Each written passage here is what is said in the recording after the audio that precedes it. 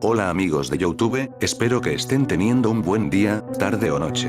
En este video te voy a presentar más leyendas ecuatorianas que te van a gustar. Esta sería la segunda parte de leyendas ecuatorianas, y si quieres ver la primera parte, puedes verla en la anotación que te está apareciendo ahora mismo.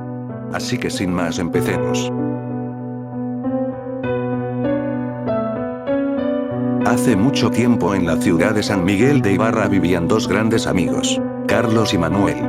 Una mañana, el papá de Carlos les pidió que antes de ponerse a jugar, fueran a regar las plantas del jardín, puesto que hacía muchos días que no llovía y casi estaban por secarse. Ellos accedieron, pero al final no cumplieron con esa labor, ya que se pusieron a correr por el campo.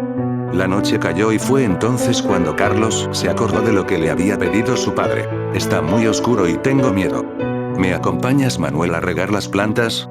Claro, vamos de una vez. Antes de que se acercaran a la parte trasera de la casa, sitio en el que se encontraban las macetas que debían regar, empezaron a oír una serie de voces que pronunciaban palabras en otro idioma, de la misma forma que ocurre cuando la gente sale en una procesión. Se ocultaron detrás de un árbol y pudieron ver que aquellos no eran seres humanos, sino criaturas que flotaban por el aire. A ninguno de ellos se les pudo ver el rostro, pues lo tenían cubierto con una capucha. Además, en una de sus manos portaban una vela larga apagada. Luego de que pasaron los encapuchados, apareció una carroza guiada por un ente horripilante que tenía en la cabeza un par de afilados cuernos y dientes iguales a los de un lobo. Fue en ese preciso momento, cuando Carlos recordó una leyenda ecuatoriana que le contaba su abuelo acerca de una caja ronca. La descripción que el anciano había hecho acerca de los seres que custodiaban este mítico objeto, era exactamente igual a las criaturas que acababan de ver. El terror que sintieron hizo que de inmediato perdieran el conocimiento. Posteriormente, cuando volvieron en sí, se percataron de que ahora ellos portaban también una vela larga de color blanco.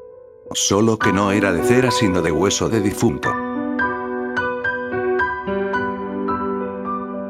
La leyenda del cucurucho de San Agustín cuenta la trágica historia de amor entre Pedro y Magdalena en la antigua ciudad de Quito. Pedro, hijo del mayordomo de la familia de Magdalena, se enamora perdidamente de ella a pesar de la oposición de sus padres, debido a la diferencia de edad. A escondidas, los amantes se encuentran en la iglesia de San Agustín, donde Pedro se disfraza de cucurucho para ocultar su identidad. Sin embargo, las circunstancias lo separan cuando Pedro se une a una expedición hacia el oriente en busca de fortuna. Desafortunadamente, la expedición fracasa y Pedro es dado por muerto. Magdalena, destrozada por la noticia, acepta casarse con Mateo de León, un joven que llega a Quito y conquista a su familia. Antes de la boda, mientras Magdalena realiza un rito de limosna a los mendigos, recibe una carta de Pedro revelando que está vivo y desea verla. Pero Magdalena rechaza su petición y, poco después, es asesinada por un mendigo disfrazado de cucurucho, quien resulta ser Pedro. La multitud descubre su identidad y, llena de ira y dolor, toma justicia por sus propias manos y mata a Pedro. La leyenda concluye con el destino trágico de los amantes, que nunca pudieron vivir su amor en libertad. La canoita fantasmática es el nombre de una figura espectral de las leyendas del folclore guayaquileño del Ecuador, la cual navegaría en una canoa con un farol rodeado de moscas, en los ríos Guayas y Daule durante la medianoche y la madrugada. Este ser fantasmal tiene rumbo fijo y siempre repite con una voz femenina la frase "aquí lo dejé, aquí lo maté, aquí lo he de hallar". La única forma de ahuyentarla sería insultándola, con lo cual se alejaría para desaparecer en la oscuridad de la noche. Se dice que es atraída por los barcos en los que oye o siente la presencia de niños pequeños. Se dice que se trata de una chica muy guapa llamada Isabel. Esta mujer, que ejerció la prostitución o también que tuvo relaciones carnales sin estar casada, al salir embarazada por la vergüenza de sus actos, dio a luz al niño en una canoa en el río, lo abandonó, arrepentida de lo que hizo, regresó y encontró a la criatura muerta, así que presa del miedo cortó el cuerpo en pedazos para que nunca lo hallaran. Al poco tiempo la mujer murió y al presentarse ante Dios para su juicio, él le reclamó por el niño y como castigo la envió de regreso a buscar al niño por toda la eternidad, pero su presencia sería mal recibida, ya que además de su aspecto debía alertar a los hombres con la frase antes mencionada. Cuenta la leyenda que el espectro ya ha encontrado todo el cuerpo, pero le falta el dedo meñique de la mano derecha, el cual lo tiene Dios y nunca se lo va a devolver. Según cuenta esta leyenda, la laguna de Papayacta fue el escenario de una épica lucha entre un poderoso chamán y una serpiente de 7 cabezas. Cuenta la leyenda que todo sucedió durante el solsticio de invierno. Un monstruo gigante apareció en la superficie de las aguas de la laguna, aterrorizando a quienes se atrevían a cruzar por sus gélidas aguas. Los pobladores de la zona, preocupados por esta amenaza, fueron en busca de un gran chamán. El valiente y sabio brujo no dudó en ingresar a las profundidades de las aguas. Cuentan que la batalla fue feroz y duró varios días. La estocada final la dio el chamán con una lanza, que en su punta tenía un poderoso veneno. La serpiente de 7 cabezas fue así derrotada. El chamán resultó herido y no regresó en su forma humana. Aseguran que se convirtió en un pato silvestre de bello plumaje, algunos cuentan que lo han visto, especialmente en los días del solsticio.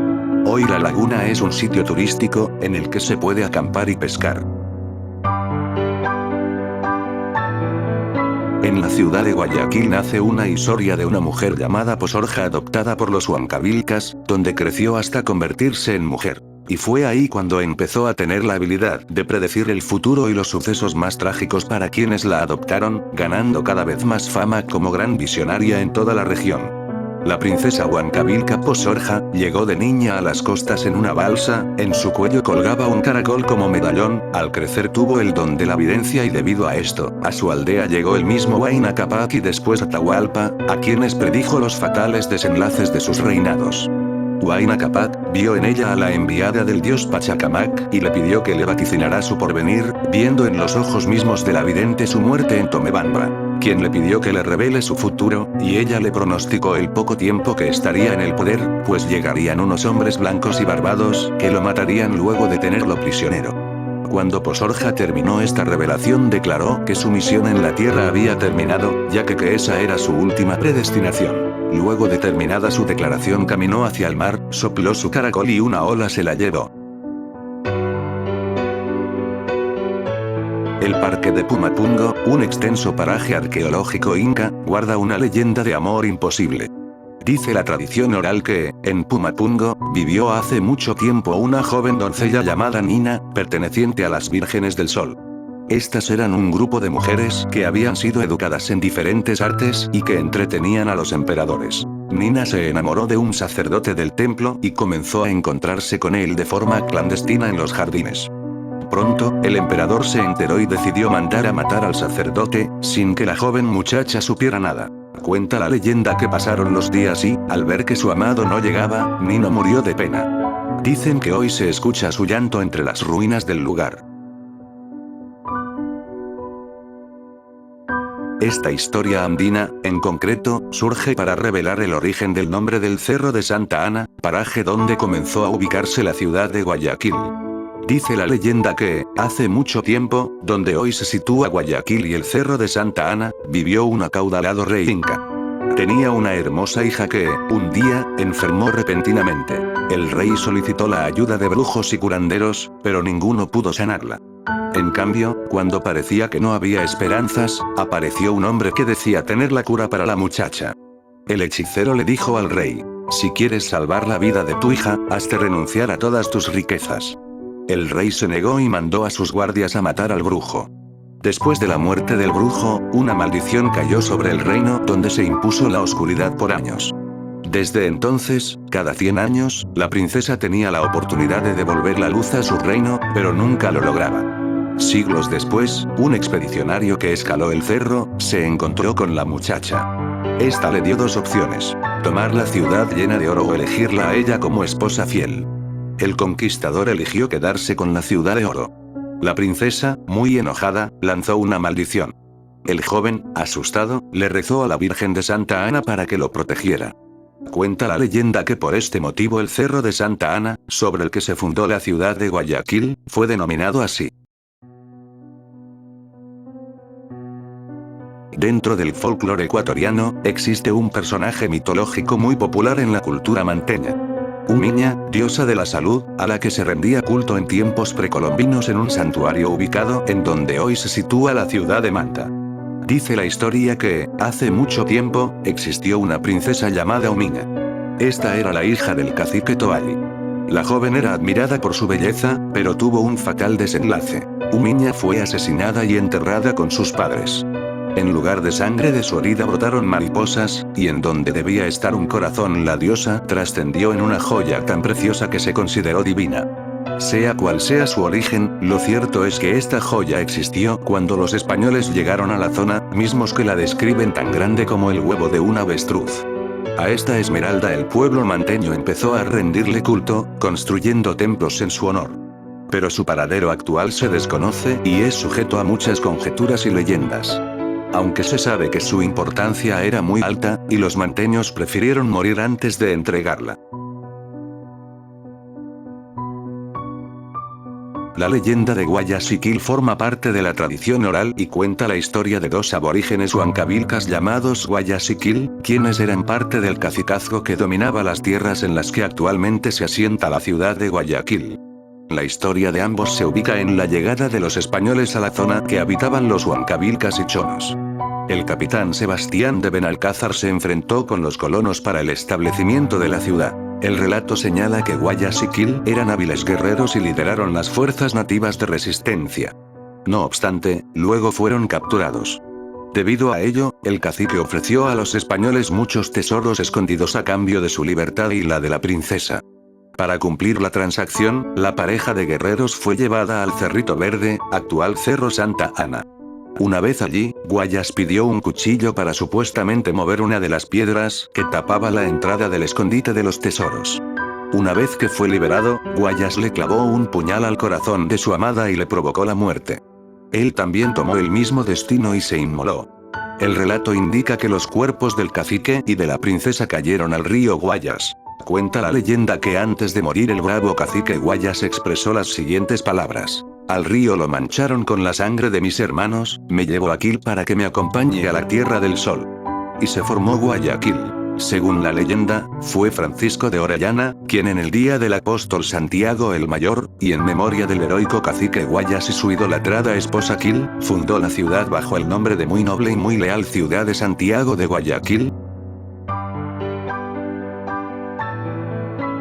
Esta es una de las leyendas más famosas de la ciudad de Quito. Según cuenta la historia, todo empezó en la Plaza de la Independencia cuando allí aún no existía ningún monumento. En este lugar vivía Bella Aurora, una hermosa joven que asistió con sus padres a una corrida de toros. Cuando dio comienzo el evento, un toro grande y recio se acercó a la joven Aurora y la miró fijamente. La muchacha, muy asustada, se desmayó del miedo. Inmediatamente, sus padres la llevaron a su casa, la del número 1208. El toro, al no ver a la niña en la plaza, saltó la barrera dirigiéndose a la casa 1028, donde vivía Bella Aurora. El animal entró en su casa y lleno de furia tumbó la puerta de su habitación. La joven, que aún continuaba en un estado de nervios, solo alcanzó a gritar y él la embistió, acabando con su vida. Hasta ahora nadie sabe de dónde salió ese extraño toro y por qué atacó a la niña. Al parecer ese será un mito que nunca podremos descubrir. Y bueno amigos, eso ha sido todo por hoy, espero que les hayan gustado mucho estas leyendas que decidí compartir con ustedes. Si es así me pueden regalar un like y si gustan pueden suscribirse al canal, comenten cuáles fueron sus leyendas favoritas y si quieren que haga una tercera parte. Eso ha sido todo por mi parte y nos vemos en la próxima, adiós.